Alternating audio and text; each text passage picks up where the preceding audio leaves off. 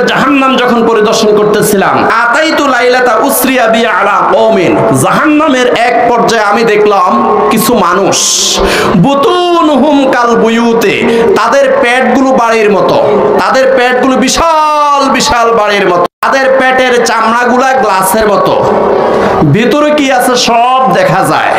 আমি দেখলাম ফিহাল হাইয়াতু তুরা মিন খারজি বুতুনিহিম, তাদের পেটের ভিতরে লক্ষ লক্ষ কোটি কোটি সাপ তাদেরকে চঙ্গল করতেছে। নাউযুবিল্লাহি মিন যালিক।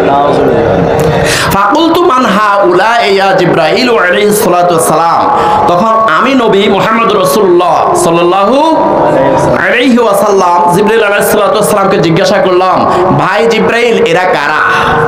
ফাকালা হাউলা আকালাতুর রিবা, তখন জিবরাইল আলাইহিস সালাতু ওয়াস সালাম বললেন, ইয়া রাসূলুল্লাহ সাল্লাল্লাহু আলাইহি ওয়াসাল্লাম, আপনি যাদেরকে দেখছেন তাদের পেটের ভিতরে সমস্ত সাপ তাদেরকে চঙ্গল করতেছে, এরা আর কেউ নয়, এরা হলো সুদখোর। নাউযুবিল্লাহি মিন যালিক।